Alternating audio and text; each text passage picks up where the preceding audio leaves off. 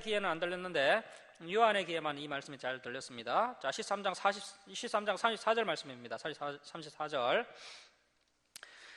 새 계명을 너희에게 주노니 서로 사랑하라. 내가 너희를 사랑한 것 같이 너희도 서로 사랑하라. 너희가 서로 사랑하면 이로써 모든 사람이 너희가 내 제자인 줄 알리라. 자, 이제 14장 16절을 보시면요, 14장 16절 이하는 13번째 특수자료인데요, 보혜사 성령에 관한 말씀입니다. 보혜사 성령. 이 보혜사 성령 이야기도 다른 복음서에는 희미하게 나오는데 요한은 굉장히 중요하게 생각하고 있습니다. 그래서 이제 14장 16절 이하에 보혜사 성령 이야기가 나오고요, 그리고 14장 25절 이하에도 또 나오고 있습니다. 먼저 14장 16절 이하, 그리고 14장 25절 이하, 그리고 또 15장 26절 이하에도 나오고 있고요. 그 다음에 16장 7절 이하에도 이렇게 보혜사의 성령에 대해서 요한은 계속해서 강조하고 있습니다. 자, 그 다음에 이제 15장으로 가시겠습니다. 15장은 15번째 특수자료인데요, 포도나무 비유입니다. 포도나무 비유. 포도나무 비유 굉장히 중요한 비유입니다. 마태가 비유를 많이 챙겼지만 이 포도나무 비유를 빠뜨렸습니다. 세밀하게 챙기는 은사가 있는 요한이요, 이 비유를 챙긴 겁니다. 그 다음에 이제 17장으로 가시면요, 17장으로 가시면 17장은 16번째 특수자료, 대제사장의 기도입니다. 대제사장의 기도. 그 공간복음서인 마태복음, 마가복음, 누가복음에서는 이 겟세마네 기도를 모두 기록하고 있습니다. 그런데 요한은요, 공간복음에서 겟세마네 기도를 모두 기록하고 있기 때문에 그 겟세마네 기도를 과감하게 생략하고요, 같은 날, 같은 장소에서 같은 시간대에 있었던 또 다른 기도가 있었는데 그 기도를 기록했다는 겁니다. 그 기도가 바로 이 대제사장의 기도문입니다. 예수님께서 이제 죽음을 얼마 남겨놓지 않은 상태에서요, 그때 이제 매우 간절한 예수님의 기도문입니다. 매우 긴 기도문인데요. 자, 17장 전체가 기도문입니다. 그런데 이 기도문을 60년이 지났는데도 요한이 기억을 해서요, 이렇게 기억하고 있다는 겁니다. 굉장한 기억력과 관찰력과 통찰력이 요한에게 있었습니다. 그래서 그 핵심 내용들을 요한이 이렇게 챙겨서 기록하고 있는데요. 자, 먼저 17장 1절부터 5절까지가 예수님 자신을 위한 기도입니다. 예수님 자신을 위한 기도. 1절부터 5절까지가 예수님 자신을 위한 기도. 그 다음에 6절부터 19절까지가 제자들을 위한 기도. 6절부터 19절까지가 제자들을 위한 기도. 그 다음에 이제 20절부터 26절까지 성도들을 위한 기도입니다. 성도들을 위한 기도. 예수님께서 자신을 위해서 기도하신 기도 내용의 핵심이 뭐냐면요, 자, 우리 17장 1절 말씀 보십시오. 17장 1절. 예수께서 이 말씀을 하시고 눈을 들어 하늘을 우러러 이르시되 아버지여, 때가 이르렀사오니 아들을 영화롭게 하사, 줄을 치겠습니다. 아들로 아버지를 영화롭게 하옵소서. 아들로 아버지를 영화롭게 하옵소서. 오직 아버지께 영광을 올려드리고 싶습니다. 이것이 예수님 자신을 위한 기도였습니다. 그래서 저와 여러분도 사실 하나님께 간구할 것이 별로 없습니다. 달라고 할 것이 별로 없습니다. 우리가 내 자신을 위해서 하나님 앞에 기도할 수 있는 것은요, 하나님, 나를 통하여 하나님의 이름이 거룩히 여김을 받기를 원합니다. 하나님, 나를 통하여서 아버지께서 영광을 받으셨으면 좋겠습니다. 이것이 이제 성숙한 기도라는 겁니다. 자, 그리고 이제 6절부터 19절까지가 제자들을 위한 기도인데요. 제자들을 위한 기도. 이 제자들이 어떤 사람들이었습니까? 6절 말씀 보십시오. 세상 중에서 내게 주신 사람들에게 내가 아버지의 이름을 나타내었나이다. 그들은 아버지의 것이었는데 내게 주셨으며, 자, 줄을 치겠습니다. 그들은 아버지의 말씀을 지켰나이다. 이 12제자는 주여 주여만 외치는 사람이 아니었습니다. 말씀을 지킨 자였습니다. 이 제자들을 위해서 예수님께서 기도하시는데요, 그 기도의 핵심은 11절 끝에 있습니다. 11절 끝에 11절 말씀 보시겠습니다. 나는 세상에 더 있지 아니하오나 그들은 세상에 있사옵고 나는 아버지께로 가옵나니 거룩하신 아버지여, 내게 주신 아버지의 이름으로, 줄을 치겠습니다. 그들을 보존하사 줄을 칩니다. 보존하다라는 헬라어는 테레손인데요. 테레손은 굳게 붙잡아 주소서, 그들을 보호해 주소서라는 뜻입니다. 자, 첫 번째 기도는 그들을 보호해 주소서. 이제 예수님이 하늘로 승천하시고요, 성령께서 오시면서 이제 제자들이 어쨌든 예수님과 이제 이별하지 않습니까? 그럴 때 이제 하나님, 저들을 보호해 주십시오. 핍박과 박해 앞에서 저들을 굳게 붙잡아 주옵소서. 이게 예수님의 기도였다는 겁니다. 자, 이런 기도를 보면요, 우리가 성도들을 위해서 어떻게 기도해야 하는지를 알 수가 있습니다. 자, 그리고 두 번째는 이제 11절 끝에 보십시오. 11절 끝에 두 번째 기도는 줄을 칩니다. 우리와 같이 그들도 하나가 되게 하옵소서. 하나가 되게 하옵소서. 제자들의 하나됨을 위해서 기도하셨다는 겁니다. 자, 그래서 이제 목회자는요, 성도들의 하나됨을 위해서 기도해야 됩니다. 하나님, 아무개 장로와 아무개 집사가 하나 되게 해 주옵소서. 여러분, 우리가 하나가 되어야 이 사탄에게 이길 수가 있습니다. 자, 15절 말씀 보십시오. 내가 비옵는 것은 그들을 세상에서 데려가시기를 이함이 아니요, 줄을 치겠습니다. 다만 악에 빠지지 않게 보존하시기를 이함이니이다. 이 악이라는 것이 헬라어로 포네로소인데요. 포네로소, 사탄을 의미합니다. 악이 사탄을 의미하는데요, 교회가 하나 되어야 이 사탄을 이길 수가 있습니다. 분열되면 그 틈을 타고 사탄이 역사합니다. 그래서 제자들을 굳게 붙잡아 주시고 제자들이 하나가 되게 해 주옵소서, 이렇게 기도하셨습니다. 우리 역시 성도들의 하나됨을 위해서 기도해야 됩니다. 자, 그 다음에 이제 세 번째 제자들을 위한 기도는요, 17절입니다. 17절. 그들을 진리로 거룩하게 하옵소서. 진리로 거룩하게 하옵소서. 아버지의 말씀은 진리니이다. 자, 그래서 우리도 예수님을 본받아서요, 우리 성도들을 위해서 기도할 때 하나님이 우리 주사랑교회 성도들이 성경 66권으로 거룩하게 해 주옵소서, 거룩의 자리로 인도해 주옵소서, 이렇게 이제 우리가 성도들을 위해서 기도해야 됩니다. 자, 19절 말씀 보십시오. 19절 끝에 보시면요, 19절 끝에 그들도 진리로 거룩함을 얻게 하려 함이니이다. 여기까지가 이제 제자들을 위한 기도입니다. 제자들을 위한 기도. 그리고 이제 20절부터 26절까지가 성도들을 위한 기도인데요. 성도들을 위한 기도 20절 말씀 보십시오. 내가 비옵는 것은 이 사람들만 이함이 아니요, 또 그들의 말로 사도들의 전도로 말미암아 나를 믿는 사람들, 그러니까 이제 미래의 성도들입니다. 우리도 포함이 됩니다. 여기 우리도 포함이 됩니다. 나를 믿는 사람들도 이함이니. 그래서 이제 미래의 성도들을 위한 기도인데요, 예수님께서 무엇을 놓고 기도하셨느냐 하면은 역시 하나됨을 위해서 기도하셨습니다. 그만큼 하나됨이 매우 중요합니다. 자, 17장 21절 말씀 보십시오. 아버지께서 내 안에 내가 아버지 안에 있는 것 같이 줄을 칩니다. 그들도 다 하나가 되어 우리 안에 있게 하사 세상으로 아버지께서 나를 보내신 것을 믿게 하옵소서. 22절입니다. 내게 주신 영광을 내가 그들에게 주었사오니 이는 우리가 하나가 된 것 같이 줄십니다. 그들도 하나가 되게 하려 함이니이다. 23절. 곧 내가 그들 안에 있고 아버지께서 내 안에 계시어 줄을 칩니다. 그들로 온전함을 이루어 하나 되게 하려 함은. 정말 우리도요, 서로 하나됨을 위해서 간절히 기도해야 됩니다. 교회가 이 하나됨을 잃어버리면요, 사탄에게 넘어갑니다. 그들로 온전함을 이루어 하나 되게 하려 하면 아버지께서 나를 보내신 것과 또 나를 사랑하신 같이 그들도 사랑하신 것을 세상으로 알게 하려 함이로소이다. 자, 그 다음에 이제 24절에서 26절은 성도들을 위한 기도 두 번째인데요, 이 두 번째 기도는 성도들이 장차 하나님의 나라에 참여할 수 있도록 해주십시오. 하나님, 우리 주사랑교회 성도들이 하나님의 영광의 나라에 참여할 수 있도록 해주십시오 하고 기도해야 한다는 겁니다. 자, 24절 말씀 보십시오. 아버지여, 내게 주신 자도 나 있는 곳 천국에 나와 함께 있어 아버지께서 창세전부터 나를 사랑하심으로 내게 주신 나의 영광을 그들로 보게 하시기를 원하옵나이다. 이렇게 이제 예수님께서 기도하셨다는 겁니다. 자, 이렇게 대제사장의 기도가 요한이 챙기고 있고요. 그 다음에 이제 20장 28절로 가십시오. 20장 28절. 요한복음 20장 28절로 가시면요, 16번째 특수자료, 도마의 신앙고백이 나옵니다. 도마의 신앙고백. 한국교회만 도마를 보고요, 의심많은 도마라고 이야기합니다. 여러분, 도마는요, 의심 한 번 했습니다. 한 번.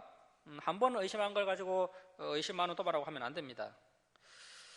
도마는 전직 목수 출신이기 때문에 성품이 아주 철저한 사람이었고요, 헤프게 믿지 않는 사람이지 의심 많은 사람은 아닙니다. 헤프게 믿지 않고 철저하게 살펴보고 또 믿어야 할 것을 믿는 이 도마의 고백이기 때문에 이 고백이 더욱더 의미가 있는 겁니다. 자, 그 도마의 이수를 통해서 나의 주님이시여 나의 하나님이시니이다, 여기로 우리를 안내하고 있습니다. 예수님을 하나님으로 고백한 최초의 사람입니다. 예수님을 하나님으로 고백한 최초의 사람, 도마는 굉장한 믿음의 사람입니다. 자, 여러분, 우리는 그동안 얼마나 많이 의심을 했습니까? 의심을 많이 한 것은 좋지 않은 겁니다. 악한 겁니다. 그런데 도마는요, 한 번 의심했습니다. 도마는 아주 귀한 믿음의 사람입니다. 자, 그리고 이제 마지막으로 이제 17번째 특수 자료가요, 21장에 기록되어 있습니다. 21장에 기록되어 있는데 베드로의 사랑의 고백이 나옵니다. 이 베드로가 부활하신 주님을 만났지만 나는 물고기 잡으러 가노라. 그래서요, 부활하신 주님을 만난 것으로만 안 됩니다. 그래서 우리가 이제 부활하신 주님만 만나면 안 되고요, 십자가에 죽으신 예수님, 또 성천하신 예수님, 또 다시 재림하실 예수님, 심판주로 오실 예수님, 이렇게 이 전체를 알고 있어야 우리의 믿음이 흔들리지 않는다는 겁니다. 자, 베드로와 제자들이 예수님께 배웠고요, 부활하신 예수님을 만났지만 그들이 흔들렸다는 겁니다. 자, 21장 3절 말씀 보십시오.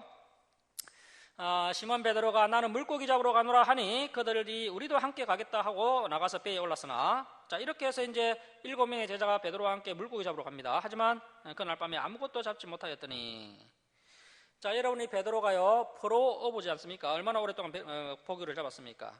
다른 것은 몰라도 물고기 잡는 것은 자신 있는 사람인데요, 그런데 아무것도 잡지 못했다는 겁니다. 자, 여러분 이 포도나무 비유 기억나십니까? 나를 떠나서는 너희가 아무것도 할 수 없습니다. 우리도요, 주님의 일을 하다가 힘들어서 나도 한번 세상으로 나가볼까? 과거에 내가 이런 것을 잘했는데 하면서 이제 돌아가서 이제 세상 일을 하면요, 아무것도 안 된다는 겁니다. 4절 말씀 보십시오. 날이 새어갈 때 역시 베드로가 이제 상남자 스타일인데요, 던지고 또 던지고 밤을 새면서 던지는데, 이제 날이 새어갈 때 예수께서 바닷가에 서셨으나 제자들이 예수이신 줄 알지 못하는지라. 예수께서 이르시되 얘들아 너에게 고기가 있느냐? 대답하되 이제 동네 아저씨인 줄 알고요, 없나이다. 이르시되 그물을 배 오른편에 던지라. 그리하면 잡으리라 하시니 이에 던졌더니 이것이 베드로의 장점입니다. 베드로는 일단 말을 들으면 순종을 합니다. 이에 던졌더니 물고기가 많아 그물을 들 수 없더라. 이 물고기들이요, 진짜 예수님께서 이제 귀한 교훈을 제자들에게 남겨주셔야 되기 때문에 이 물고기들이 아마 이제 예수님의 명령에 따라 굉장히 고생하면서 수고를 많이 했을 겁니다. 사실 이 베드로는 프로브이기 때문에요, 베드로가 던지는 곳곳마다 물고기가 다 있는 곳이거든요. 그런데 예수님께서 그날 밤에 이제 명령하시기를요, 야, 너희들 한 마리도 이 베드로에게 잡히면 안 된다. 재빨리 피신을 해라. 이렇게 명령하셨기 때문에 이 물고기들이 열심히 베드로의 그물을 피하게 됩니다. 자, 이러한 말씀들을 보면요, 이 모든 피조물이 예수님께 하나님께 순종을 잘 하고 있다는 겁니다. 그런데 문제는 항상 이 사람이 문제입니다. 사람이 문제예요. 타락한 사람들 때문에 온 피조 세계가 피곤하다는 겁니다. 자, 그래서 이 피조 세계도 이 새하늘과 새 땅이 하늘과 땅을 새롭게 하실 그때를 이 피조 세계들도 사모하고 있다는 겁니다. 그래서 이 물고기들의 순종으로 이제 귀한 교훈이 남겨지게 되는데요. 자, 이렇게 해서 이제 베드로가 오른편에 그물을 던졌을 때 이제 지금이다. 이 지금 베드로의 그물에 다 들어가라. 이렇게 이제 주님이 명령하셔서 물고기들이 이때 이제 굉장히 많이 잡힙니다. 자, 7절 말씀 보십시오. 예수께서 사랑하시는 그 제자 요한입니다. 요한이 베드로에게 이르되 주님이시라. 베드로는 뭐 동네 아저씨인 줄 알고 이제 전혀 알아보지 못했는데, 하지만 요한은요 아주 눈이 매섭기 때문에 예수님을 가장 먼저 알아봅니다. 주님이시라 하니 시몬 베드로가 벗고 있다가, 역시 베드로는 상남자죠, 우통을 벗고 밤새도록 그물을 던진 겁니다. 베드로가 벗고 있다가 주님이라 하는 말을 듣고 겉옷을 두른 후에, 이제 예수님을 만나야 되니까 겉옷을 두른 후에 바다로 뛰어내리더라. 그래서 막 자유형으로 헤엄을 쳐서요, 예수님 곁으로 빠른 속도로 나가게 됩니다. 사실 뭐 생각이 좀 있는 사람 같으면 이렇게 못합니다. 베드로가 뭐 예수님을 3번 부인했고요, 또 부활하신 주님을 만난 이후에도 이 제자 7명을 선동해서 나는 물고기 잡으러 가노라 이렇게 해놓고, 이 요한이 주님이시다 이렇게 하니까 막 옷을 입고 바로 입수를 해서 헤엄을 쳐서 예수님께로 가는 겁니다. 그러면 또 이 요한은요, 아이고 저 베드로 형님 왜 저러시노 하면서요, 뭐 또 그물 팽개친 그물 다 챙기고 물고기 또 다 챙기고, 항상 이런 베드로가 저지르고 요한은 뒷마무리를 하는 겁니다. 한상의 짝꿍입니다. 이렇게 해서 이제 요한은 물고기와 그물을 다 정리하고 이제 빠른 속도로 이제 무트로 왔을 겁니다. 아마 헤엄을 쳐서 온 베드로나 뭐 배를 타고 온 요한이나 뭐 도착을 비슷하게 했을 것인데요. 자, 8절 말씀 보십시오. 다른 제자들은 육지에서 거리 불과 한 50칸쯤 100m쯤 되므로 작은 배를 타고 물고기든 그물을 끌고 와서 9절입니다. 육지에 올라와 보니 숯불이 있는데 그 위에 생선이 놓였고 떡도 있더라. 예수님 혼자 오늘 주방 봉사를 하신 겁니다. 자, 10절. 예수께서 이르시되 지금 잡은 생선을 좀 가져오라 하시니 시몬 베드로가 올라가서 그물을 육지에 끌어올리니 가득히 찬 물고기가 153마리라. 이같이 많으나 그물이 찢어지지 아니하였더라. 베드로는 야 오늘 고기 많이 잡혔네 뭐 그렇게 끝납니다. 그런데 요한은요 한 마리, 두 마리, 세 마리, 네 마리, 153마리였다. 물고기를 다 세었습니다. 이 두 사람의 이제 성격이 그대로 다 드러나는 거죠. 자 12절 보시면요. 예수께서 이르시되 아서 조반을 먹으라 하시니 제자들이 주인님이신 줄 알고 아는고로 당신이 누구냐 감히 묻는 자가 없더라. 예수님이 굉장히 아름답고 영광스러운 부활의 몸을 입으셨기 때문에요. 그 예수님의 영광에 압도되어서 감히 아무 말도 못합니다. 자 13절 예수께서 가셔서 떡을 가져다가 그들에게 주시고 생선도 그와 같이 하시니라. 이것은 예수께서 죽은 자 가운데서 살아나신 후에 공식적으로 세 번째로 제자들에게 나타나신 것이라. 개인적인 것을 포함하면요 한 10번에서 11번 정도 나타나셨는데요 공식적으로는 세 번째라는 겁니다. 자 15절 보시면 그들이 조반 먹은 후에 예수께서 시몬 베드로에게 이르시되 요한의 아들 시몬아 왜 베드로야 부르지 않으시고요 과거 이름인 시몬이라고 부르셨을까요? 네가 다시 시몬이 되었구나. 시몬아 네가 이 사람들보다 나를 더 사랑하느냐.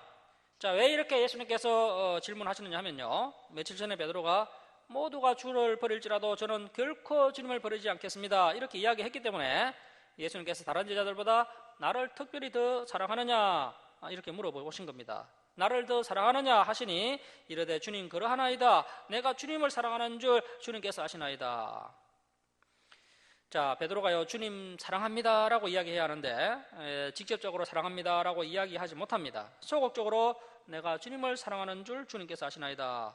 놀랍게도 그때 예수님께서 자 이르시되 줄을 칩니다. 내 어린 양을 먹이라 하시고 또 두 번째 이르시되 요한의 아들 시몬아 네가 나를 사랑하느냐. 네가 정말 나를 특별히 더 사랑하긴 하느냐 하시니 이르되 주님 그러나이다. 내가 주님을 사랑하는 줄 주님께서 아시나이다. 자 분명하게 사랑합니다 라고 이야기해야 하는데요 베드로가 사랑합니다 라고 말을 못합니다. 자 이르시되 줄을 칩니다. 내 양을 치라 하시고 17절 세 번째 이르시되 요한의 아들 시몬아 네가 나를 사랑하느냐. 나를 정말 사랑하긴 하느냐 하시니 주께서 세 번째 내가 나를 사랑하느냐 하심으로 베드로가 근심하여 이르되 주님 모든 것을 아시오매 내가 주님을 사랑하는 줄을 주님께서 아시나이다.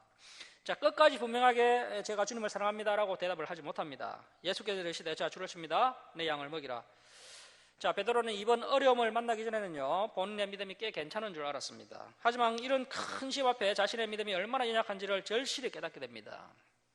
그때 네가 나를 사랑하느냐는 그 반복된 주님의 말씀 앞에요 많이 부끄러웠고요 그 질문 앞에 더 대답이 약해질 수밖에 없었던 겁니다. 자 하지만 우리가 이제 분명히 명심해야 할 것은요 그러한 연약한 베드로에게 계속해서 내 양을 치라 내 양을 먹이라고 하시면서요 핏값으로 사신 주님의 양들을 이탁하셨다는 사실입니다. 자 그리고 예수님께서 승천하시기 전에요 주님 사랑합니다 이 진실된 베드로의 사랑 고백을 예수님께서 듣고 싶어 하셨다는 겁니다. 하나님께서 모세 때로부터 1500년간 이 사랑의 고백에 목말라 하셨습니다. 아니 창세로부터 6000년간 이 사랑의 고백을 목말라 하셨습니다. 말라기서에 보면 주께서 어떻게 우리를 사랑하셨나이까. 이스라엘 백성들의 이 싸늘한 반응 앞에요 결국 하나밖에 없는 독생자를 보내셔서 그분의 사랑을 확정하시고 이제 인간들에게 다시 이 사랑의 고백을 듣고 싶어 하시는 그 하나님의 심정을 느끼게 됩니다. 자 그래서 여러분 믿습니다로는 부족한 겁니다. 반드시 사랑합니다까지 가야 한다는 거죠. 그래서 모세는요 이것을 알고 마음을 다하고 뜻을 다하고 힘을 다하여 내 하나님 여호와를 사랑하라고 명령하였던 겁니다. 우리에게 마음과 뜻과 힘을 다하여 하나님을 사랑합니다 예수님 사랑합니다 이런 진실된 고백이 있어야 합니다. 이 사랑이 없으면요 산을 옮길 만한 믿음이 있어도요 그 신앙생활은 무의미하고 무가치하다는 것을 명심하시고 이 요한의 신학을 우리가 잘 본받아서 우리의 믿음이 하나님의 사랑을 깨닫고 또 하나님을 마음과 뜻과 힘을 다하여 목숨을 다하여 사랑하는 믿음으로 성장하며 나아가야 한다는 겁니다. 자 이렇게 해서 이제 우리 요한복음을 마치겠습니다. 자 이제 사도행전으로 가겠습니다. 사도행전이라고 하는 것은요 사도들의 행적, 사도들의 발자취 그렇게 이제 하는 것이 훨씬 더 좋은 이름인 것 같은데요. 자 한번 화면 넘겨보실까요? 그래서 이제 첫 번째 보시면요 사도행전은 누가가 기록을 했는데요 누가복음의 속편 형식을 취하고 있습니다. 그래서 사도행전의 첫머리를 보시면 수신자가 데오빌로인데요 누가복음하고 똑같습니다. 자, 사도행전 1장 1절 말씀 보시겠습니다. 데오빌로여, 내가 먼저 쓴 걸 누가복음이죠. 누가복음에는 무릇 예수께서 행하시며 가르치시기를 시작하신부터 그가 택하신 사도들에게 성령으로 명하시고 성천하신 날까지. 자, 그러니까 누가복음에서 기록하고 있는 내용은 뭡니까? 예수 그리스도께서 행하시며 가르치시기를 시작하신부터 이 사도들에게서 성령으로 명하시고 또 예수님이 성천하신 날까지 이 누가복음에서 기록하고 있고요. 그 이후의 사건은 이제 사도행전에서 기록하고 있는 겁니다. 자, 그리고 이제 2번은 사도들의 행적 전체를 다 기록한 것이 아니고요. 예루살렘 중심으로 한 그 베드로의 행적이 1장부터 10장까지 나와 있고요. 그리고 이제 베드로의 행적이 1장부터 10장까지 나와 있고, 그 다음에 이제 바울의 행적이 9장부터 28장까지 소개되어 있는 그러한 형식으로 이 사도행전에 기록되어 있습니다. 자, 그리고 이제 세 번째, 이 복음이 예루살렘과 온 유대와 사마리아 온 땅으로 어떻게 전파되고 확산되어 갔는지, 그리고 어떻게 로마에까지 이 복음이 전파되는지를 밝히고 있습니다. 자, 그리고 이 네 번째 이 사도행전은요, 일대 전환의 책입니다. 예수님의 시대에서 사도들의 시대로 이 복음이 유대인에게서 이방인에게로 전파된 역사를 기록하고 있습니다. 그리고 다섯 번째는요, 사도 바울의 회심과 소명을 기록하고 있습니다. 이 한 사람, 준비된 한 사람의 회심은 큰 역사를 이루는 것이죠. 사도 바울도 철저하게 준비된 사람입니다. 어릴 적부터 구약 성경에 아주 익숙했던 굉장한 학파에서 공부한 어릴 적부터 잘 준비된 사람입니다. 자, 그 다음에 여섯 번째, 바나바와 바울의 협력 사역. 일곱 번째, 바나바와 바울의 제1차 전도여행. 여덟 번째, 바울과 신라의 2차 전도여행. 아홉 번째, 바울과 루가의 제3차 전도여행. 그리고 열 번째, 바울과 루가의 로마로 가는 길을 보여주고요. 그뿐 아니라 11번째, 바울과 바나바와 누가와 디모데와 디도의 사역을 보여줍니다. 선교, 전도, 교회, 목회 이런 것들이 한 사람이 중요하긴 하지만요. 그래도 한 사람의 힘만으로는 안 되고요. 어떤 협력자, 동력자가 곁에 있는 것이 굉장히 중요하다는 겁니다. 아무리 사도 바울 같은 그런 훌륭한 사람이라 할지라도요, 혼자서는 일을 감당하지 못한다는 것을 알 수가 있습니다. 그래서 이 협력사역의 중요성을 알 수가 있습니다. 자, 그리고 이제 12번째요. 바울 서신이 이제 10편이 사도행전과 연대기 순으로 어떻게 기록되는지를 보여주고 있습니다. 그래서 우리가 사도행전을 다 살펴보려면 상당히 오래 걸립니다. 왜냐하면 바울 서신 10편과 이 사도행전을 서로 연관지어서 이걸 다 살펴봐야 되기 때문에 그렇습니다. 그 다음에 이제 13번째요. 성교의 명령. 성교의 모범과 성교의 역사를 기록하고 있는 책입니다. 우리가 오늘은 2장까지만 살펴보고 마치겠습니다. 먼저 사도행전 1장 6절 말씀 보십시오. 사도행전 1장 6절 말씀 보시면 그들이 모였을 때 고린도전서 15장 6절을 보시면요. 고린도전서 15장 6절을 보시면 500여 형제에게 일시에 보이셨다는 기록이 있는데요. 아마 이때 부활하신 주님께 모였던 사람들이 한 500명 정도 되었던 것 같습니다. 500명의 형제들이 모였을 때 예수께 여쭈어 이르되 주께서 이스라엘 나라를 회복하심이 이때니까 하니 여전히 인간의 소원이 있는 겁니다. 장제만 한 500여 명 모이면요, 제법 이협적이죠. 그리고 예수님께서 이제 죽으셨다가 부활하셨기 때문에 이번 이스라엘의 회복하심이 이때니까 이제 정말로 이 로마의 압제 가운데 있는 로마를 뒤집어 엎으시고 이제 이스라엘을 해방시킬 때입니까? 하고 이제 인간의 욕심을 이야기하고 있는 겁니다. 자, 7절 말씀 보시면요, 이르시되 그 때 이스라엘 회복의 때와 시기는 아버지께서 자기 권한에 두셨으니 너희가 알 바 아니요. 너희가 신경 쓸 것은, 자 8절 보시면 오직 성령이 너희에게 임하시면 너희가 권능을 받고 주를 칩니다. 예루살렘과 온 유대와 사마리아 땅끝까지 이르러 내 증인이 되리라. 자, 그래서 중요한 것이 뭡니까? 증인입니다. 증인. 다시 말하면 전도자, 예수님의 그 지상 대명령, 그리고 그 구약의 중심축 하나님의 소원, 그 증인이 되는 것이 중요하다는 겁니다. 우리도 이런저런 인간적인 욕심과 소원이 많이 있지 않습니까? 사실 그것이 중요한 것은 아닙니다. 정말 중요한 것은 제사장 나라의 역할을 감당하는 것이고요. 땅끝까지 가서 모든 말씀을 가르쳐 시키도록 해야 됩니다. 그래서 전도하는 것이야말로 하나님의 관심과 하나님의 소원이라는 겁니다. 자, 그리고 이제 12절 말씀 보시면요, 제자들이 감남원이라는 그 산, 감난산이죠. 감난산으로부터 예루살렘에 들어오니 이 산은 예루살렘에서 가까워 안식일에 가기 알맞은 길이라. 그래서 약 거리가 한 1.1km 거리를 이야기하는 건데요. 1.2km만 되어도 안식일에 걷는 것을 금지하고 있습니다. 그래서 이제 한 1.1km 거리기 때문에 안식일에 가기 알맞은 길이라 13절에 들어가 그들이 유하는 그 다락방 마가 다락방으로 올라가니 자 마가 다락방에 11명의 제자들이 있었다는 겁니다. 가룟 유다를 제한 11명의 제자들이 그 여자들의 명단에 쭉 기록되어 있는데요. 자 14절 말씀 보십시오. 14절 그 마가 다락방에 여자들도 있었다는 겁니다. 아마도 이제 막달라 마리아, 살로메, 작은 야고보의 어머니 마리아, 요한나 이런 사람들이 있었고요. 예수님의 어머니 마리아도 있었고요. 또 예수님의 아우들 4명, 또 예수님의 남동생이 4명 있었습니다. 야고보, 요셉, 유다, 시몬 이런 사람들도 함께 있었다는 겁니다. 자 14절 말씀 보십시오. 여자들과 예수의 어머니 마리아와 예수의 아우들과 더불어 마음을 같이하여 오로지 자 헬라어 언어 성경을 보면요 오로지라는 단어가 없습니다. 오로지 기도했다 이런 본문 때문에 이제 뭐 성도들이 직장생활도 하지 않고요. 그리고 성실하게 가사일도 돌보지 않고요. 오로지 나는 기도만 하겠다 이런 오해들이 생기는 겁니다. 그러니까요 한 마음으로 기도에 힘썼다는 것이지요. 그냥 눈만 뜨면 기도만 했다 이런 뜻은 아니라는 겁니다. 오로지 기도에 힘쓰더라. 밑에 보시면 다른 것도 했다는 것이 나오죠. 자 이렇게 이제 11제자, 70인 제자, 예수님의 가족들, 여인들을 해서 한 120명이 마가 다락방에 모여 있었던 겁니다. 그리고 이들 120명이 이제 사도 한 사람을 보충합니다. 가룟 유다가 빠졌기 때문에요. 사도 한 사람을 보충하는데요. 우리가 교회에서 이제 중직자들을 세울 때요. 우리 장로님을 세울 때 참고할 만한 그런 이야기가 21절 이하에 나옵니다. 자, 21절 보시면 이러함으로 줄을 치겠습니다. 요한의 세례로부터 예수님의 12제자가 상당수가 이제 세례 요한의 제자였습니다. 세례 요한의 제자였는데요. 그런데 이 보충되어야 할 이 사도도요, 세례 요한의 세례로부터 우리 가운데에서 올려가신 날까지 주 예수께서 우리 가운데 출입하실 때 22절 줄을 치겠습니다. 항상 우리와 함께 다니던 사람 중에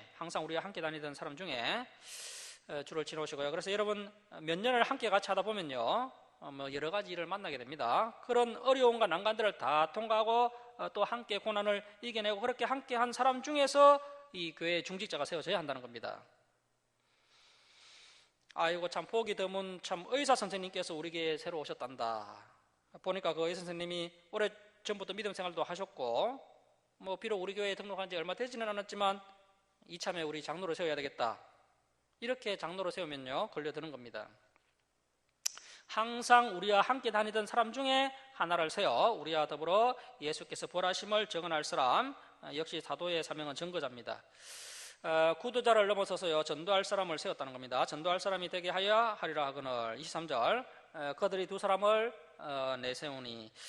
그래서 이제 공동체인 교회 내에서요 복수 추천을 하면 좋겠죠. 그래서 이제 요셉과 마띠아가 추천이 되는데 공동체가 봤을 때는요 뭐 요셉과 마띠아 어느 누구든지 중직자가 되어도 괜찮다 하는 사람을 성도들이 추천을 한 겁니다. 자 그리고 24절 말씀 보시면요 그들이 기도하여 이르되, 그래서 이제 중직자를 세울 때는 정말 기도하면서 중직자를 세워야 됩니다. 기도하여 이르되 무사람의 마음을 아시는 주여 이 두 사람 중에 누가 주님께 택하신 바 되어 봉사와, 이 봉사는 헬라어로 디아코니아서인데요 섬기는 역할을 하는 겁니다.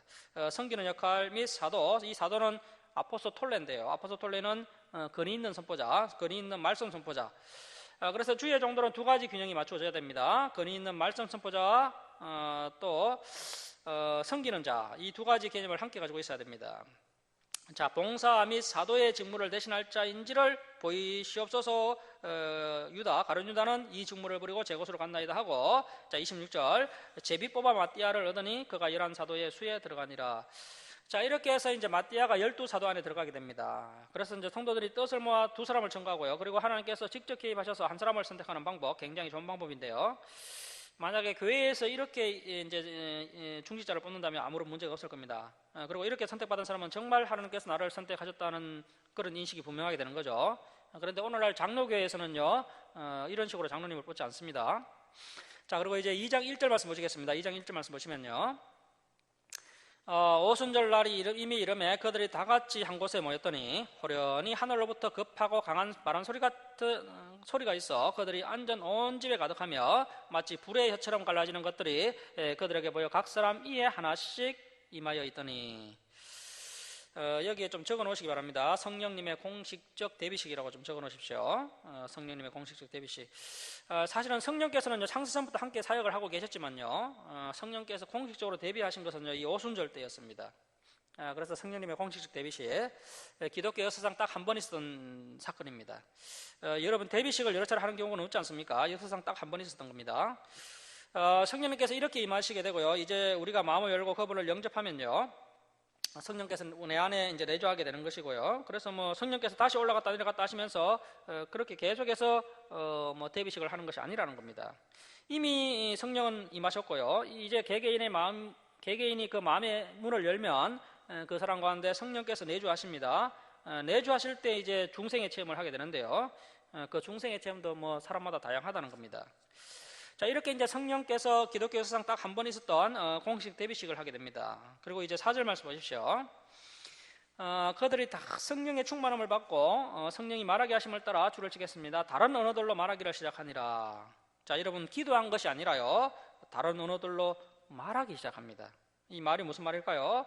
예수님에 관한 복음의 말을 하기 시작한 겁니다. 그때 경건한 유대인들이 천하 각국으로부터 와서 예루살렘에 머물러 있더니 잘 아시다시피 이제 구약 시대에 북이스라엘이 아수르에게 멸망하면서요, 이제 사람들이 막 온 지역 아수르 지역으로 흩어졌고요. 그리고 남유다가 바벨론에게 멸망당하면서 또 이 바벨론 지역으로 막 흩어졌던 그 유대인들이요, 이제 유월절 그리고 이제 무교절, 오순절을 지키려고 현재 이 예루살렘에 다 모여 있는 겁니다.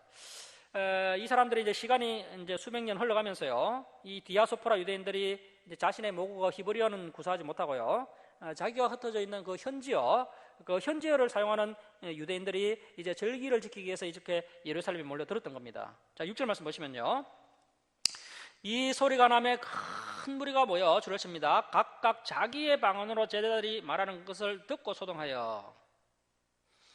이 디아스포라 유대인들이 현지어로, 그러니까 이제 자기들이 사는 그 지역의 지방언어로 다 알아들었다는 겁니다. 당시에 이 로마어, 라틴어 외에는 다 지방언어였습니다. 이 지방언어의 준말이 바로 방언이죠. 방언. 지방언어의 준말이 방언입니다. 방언으로 알아들었다는 겁니다. 통역이 필요 없었습니다. 예수님의 제자들이 성령님께서 대비하시면서 표적이 일어나게 되는데요, 애국어를 배워본 적이 없는 이 120명의 제자들이 이 디아스포라 유대인들이 사용하고 있는 이 지방언어로 복음의 말을 했고요, 그 말을 통역 없이 그 유월절을 지키기에 모여들었던 이 디아스포라 유대인들이 바로 그 방언을 그 자기들의 언어로 하는 그 말을 다 알아들었다는 겁니다. 자, 7절 말씀 보십시오. 다 놀라 신기하게 여겨 이르되 보라, 이 말하는 사람들이 다 갈릴리 사람이 아니냐. 어떻게 갈릴리 사람들이 이 애국어, 이 지방 언어에 이렇게 능통할 수 있느냐. 굉장히 놀라게 됩니다. 8절 말씀 보시면 우리 각 사람이 난 곳 방언 지방 언어로 듣게 되는 것이 어찌 됨이냐. 통역이 없습니다. 그냥 알아듣습니다. 자, 우리 9절부터 11절까지 우리 함께 읽겠습니다. 시작. 우리는 바데인가 메데인가 엘람인가 또 메소포타미아 유대와 갑바도기아 본도와 아시아 부르기아와 밤빌리아 애국가 및 구레네에 가까운 리비아 여러 지방에 사는 사람들과 로마로부터 온 나그네 곧 유대인과 유대계에 들어온 사람들과 그레데인과 아라비아인들이라 우리가 다 우리의 각 언어로 하나님의 큰 일을 말함을 듣는도다 하고. 자, 11절 중반절을 줄을 칩니다. 우리의 각 언어 줄을 칩니다. 그러니까 지방 언어죠. 지방 언어. 이 사람들이 이제 지중해 연안 지방에서 왔기 때문에요, 다 그들이 사는 곳에 각 언어로 하나님의 큰 일, 바로 예수님에 관한 그 복음입니다. 예수님에 관한 복음의 말함을 듣는도다. 방언 기도가 아닙니다. 방언 기도가 아닙니다. 예수님의 복음을 애국어를 알지 못하는 예수님의 제자들이요, 애국어로 말했다는 것이고요, 그 말을 애국에서 온 이 디아스포라 유대인들이 다 알아들었다는 겁니다. 자, 화면 이야기 한번 보십시오. PPT 한번 보시면요. 이제 여기 보면 이제 지중해 일대 16개 지역에서 절기를 지키기 위해서 이제 경건한 유대인들이 모여들었는데요. 이 유대인들이 각각 자기들의 지방언어로 다 알아들었다는 겁니다. 자, 그리고 12절 말씀 보십시오. 12절. 12절 보시면요. 다 놀라며 당황하여 서로 이르되 이 어찌된 일이냐 하며 또 어떤 이들은 조롱하여 이르되 그들이 세술에 취하였다 하더라. 자, 그래서 여러분 오늘날 알아들을 수 없는 그 방언을요, 이 본문에 적용시키면 안 됩니다. 오늘날 그 오순절 운동의 핵심이 방언인데요, 그렇다면 이 당시 오순절 방언과 오늘날 교회에서 하는 이 방언이 전혀 다른 방언입니다. 본문에 기록되어 있는 오순절 방언과 오늘날 방언이 전혀 다른 방언으로요, 사실 오늘날 방언 운동을 오순절 방언 운동이라고, 오순절 운동이라고 하면 안 되고요, 사실은 고린도 운동이라고 해야 됩니다. 고린도 운동. 이 오순절 교단에서 방언을 많이 강조하고 있는데 사실은 오순절이라고 하면 안 되고요, 고린도라고 이야기해야 됩니다. 고린도. 오순절 운동의 핵심 운동이 방언 운동인데, 그런데 이제 이 사도행전에 기록되어 있는 이 방언과 오늘날 그 오순절 방언, 오늘날 성도들이 하는 방언은요, 분명히 다른 방언이기 때문에요, 사실은 오순절 운동이라고 하면 안 되고요. 고린도 운동이라고 해야 됩니다. 왜냐하면요, 통역이 필요하고 그리고 알아들 수 없는 말을 했다는 유일한 기록이 이 고린도 전서에 있기 때문에 오순절 운동이라고 하면 안 되고 고린도 운동이라고 해야 된다는 것이죠. 그래서 이제 이름만 뭐 고린도 운동이다라고 해도요, 이제 그런 것을 추구하는 그런 일이 상당히 약화될 겁니다. 자, 방금 우리가 하긴 했던 것처럼요, 오늘날 오순절 교회들이 하고 있는 방언과는 전혀 다른 방언이었습니다. 그리고 이제 당시에는 이런 이적이 필요한 시기였습니다. 예수님께서 성전하시고요, 홀로 남은 제자들이 전도를 통해서 이 복음과 교회를 뿌리내려야 하는 아주 급박한 상황이었고요. 특히 디아스포라 수많은 유대인들이 절기를 지키기 위해서 예루살렘에 왔을 때 각자의 그 지방언어로 예수님에 관한 이 복음을 듣게 하심으로 아주 효과적이고 능률적으로 이 복음이 전파되고 이 초대교회가 뿌리 내려지도록 하시는 그래 하나님의 놀라운 계획이 있으셨던 겁니다. 자, 그리고 우리가 또 하나 생각해야 할 것은요, 본문에서 우리가 방금 살펴봤듯이요, 이 오순절날 임했던 이 오순절 방언은요, 은사가 아니었습니다. 은사라는 것 자체가요, 다른 말로 재능이죠. 재능과 은사가 뭡니까? 날마다 가지고 계속해서 사용할 수 있는 것이 바로 은사입니다. 자, 여러분, 이후에 이 베드로가 통역관 없이 설교할 수 있었습니까? 아닙니다. 이때 한 번 일어났었고요. 그 이후에 계속해서 통역관이 필요했고, 우리가 앞에 살펴봤다시피 이 마가가 이 베드로의 설교를 평생 동안 통역해 줍니다. 그러니까 이 오순절 방언은요, 은사가 아니었고요, 성령 강림의 이례적 표적이었습니다. 성령께서 대비식을 하셨다는 것을 공표하는 이례적인 표적입니다. 은사처럼 날마다 사용할 수 있는 그런 은사가 아니었다는 겁니다. 그래서 이렇게 성경적으로 우리가 분명히 이 방언에 대해서 이렇게 분명히 이렇게 성경적으로 제대로 한번 정리해 볼 필요가 있습니다. 자, 이제 2장 14절부터 36절까지가 베드로의 오순절 설교입니다. 자, 14절 말씀 보십시오. 베드로가 11사도와 함께 서서 소리를 높여 이르되 유대인들과 예루살렘에 사는 모든 사람들아, 이 일을 너희로 알게 할 것이니 내 말에 귀를 기울이라. 15절입니다. 때가 제3시니 오전 9시니 너희 생각같이 이 사람들이 취한 것이 아니라 이는 곧 줄칩니다. 선지자 요엘을 통하여 말씀하신 것. 여기에 적어놓습니다. 요엘서 2장 28절에서 32절에 적었습니다. 요엘서 2장 28절에서 32절. 그래서 요엘서 2장 28절에서 32절을 인용하는데요. 자, 17절 말씀 보십시오. 하나님이 말씀하시기를 말세에, 이 말세라는 번역이 잘못되었습니다. 요엘서를 보면요, 말세가 아니고 그 후에라고 되어 있습니다. 그 후에. 그 후에와 말세는 분명히 다릅니다. 그 후에 내가 내 영을 모든 육체, 이것도 오해의 소지가 있는데요, 모든 육체에 성령을 부어주신다는 것이 아닙니다. 이 말씀 때문에 이제 미래의 부흥의 세대가 일어나게 된다라고 오해하는데요, 모든 육체가 아니고요, 요엘서를 보면 만민입니다. 만민, 수많은 백성들, 만민에게 부어주리니 너희의 자녀들은 예언할 것이요, 너희의 젊은이들은 환상을 보고 너희의 늙은이들은 꿈을 꾸리라. 그때 내가 내 영을 내 남종과 여종들에게 부어주리니 그들이 예언할 것이요. 자, 여기에 적어 놓습니다. 오순절 성령 강림 사건으로 성취가 되다라고 적어 놓습니다. 36절까지가 이제 베드로의 설교가 이어지게 되는데요, 베드로가 오늘 성령님께서 임하시면서 대비식을 하면서 요엘서의 예언이 성취가 되었다는 겁니다. 그래서 이 본문을 가지고 아떼 배경 요엘서 전혀 상관하지 않고 그냥 오순절 운동이 현혹되어 가지고요, 이 말씀만 보고 이 마지막 때에 말세에 하나님께서 모든 육체에 성령을 부어주셔서 앞으로 이제 부흥의 세대가 일어나서 온 열방을 덮어서 예루살렘까지 회복시키시고 모든 육체가 아멘 주 예수의 오시옵소서 할 때 이제 재림주를 맞이하게 될 것이다, 이런 뚱딴지 같은 해석을 하는 그런 단체가 있습니다. 이 한 구절만 가지고 그렇게 해석을 하는 겁니다. 그래서 이제 베드로가 이제 성령 강림 사건이 있었을 때요, 이 요엘서 본문을 가지고 설교를 한 겁니다. 자, 그리고 여러분, 마지막 날에 강력한 성령의 기름 부으심 같은 것은 없습니다. 성경에서는 오히려 예수님께서 뭐라고 말씀하십니까? 내가 다시 올 때에 믿는 자를 보겠느냐? 예수님의 재림 직전에 배도 배교의 시대가 있게 될 것이다 라고 하셨지, 마지막 때에 놀라운 부흥이 있을 것을 말씀하지 않으셨습니다. 자, 그래서 이 오순절 설교를 베드로가 하게 되고, 이 설교로 이제 41절 말씀 보십시오. 그 말을 받은 사람들은 세례를 받음에 이날의 신도의 수가 3,000이나 더하더라. 또 이 말씀을 보고 오늘날 목사님들이 한번 기똥차게 설교 준비를 해가지고 성도들이 한 번에 3,000명 정도 모여들지 않겠나, 이런 기대를 가지는데요, 이것은 이제 모세 때로부터 한 1,500년 동안 주의 종들이 목숨을 걸고 씨를 뿌린 결과입니다. 그동안 수많은 주의 종들이 순교했지 않습니까? 그들이 뿌린 씨의 결과입니다. 특별히 예수님께서 직접 오셔서 뿌린 결과가 되겠습니다. 그래서 구약 성경부터 다 살펴본 후에 이런 뭐 3천이라는 숫자를 이해해야 되지. 그냥 이 본문만 가지고 이 3천이라는 숫자를 이해하면 아전인수격으로 이해하게 된다는 겁니다. 자, 그 다음에 이제 42절 말씀 보십시오. 그들이 사도의 가르침을 받아 서로 교제하고 떡을 떼며 오로지 기도하기를 힘쓰니라. 그런데 이 기도 운동하시는 분들이 가르침을 받고 교제하고 떡을 떼는 것은 보지 않고요, 오로지 기도하기 힘쓰니라 하면서 또 가르칠 것도 없고 배울 것도 없고 오직 기도만 하면 된다 하면서 오해하는 겁니다. 새 번역 성경을 보면요, 기도에 힘썼다 이렇게 되어 있습니다. 오로지라는 말이 없습니다. 그래서 오로지 기도를 하기를 힘쓰니라, 이런 번역은 안 좋은 번역입니다. 물론 우리가 열심히 기도해야 됩니다. 기도하는 것도 중요하고 열심히 성경도 배우고요, 또 서로 사랑의 교제를 나누고요, 서로 섬기는 것도 중요합니다. 자, 43절 말씀 보십시오. 사람마다 두려워하는데 사도들로 말미암아 기사 표적이 많이 나타나니. 자, 말씀드렸다시피 교회가 뿌리를 내려야 하는 절체절명의 시기이기 때문에요, 이러한 이적이 많이 나타났고요, 뿌리를 내린 후에는 이러한 기적과 이적이 점점 줄어듭니다. 자, 그리고 우리가 명심해야 할 것은요, 마지막 때가 되면요, 이 마귀의 종들이 기사 표적으로 이 성도들을 미혹한다는 겁니다. 그리고 성경은 보지 않고요, 성경은요, 보지 않고 믿는 믿음이 복된 것이다 라고 말씀하고 있습니다. 그래서 우리가 이 표적을 따라가면 안 되고요, 진리를 사랑하면서 진리를 따라가야 됩니다. 그래서 이제 우리가 성경을 바르게 해석하고 바르게 알고 있어야 됩니다. 그래야 우리가 바른 신앙을 가질 수가 있습니다. 자, 그 다음에 이제 44절에서 45절 박수 치시기 바랍니다. 44절과 45절은요, 특수한 경우입니다. 이 예루살렘은 종교도시였기 때문에요, 예수님을 믿으면 유대인들로부터 이제 출교를 당하고 직장에서 쫓겨나는 그런 도시였습니다.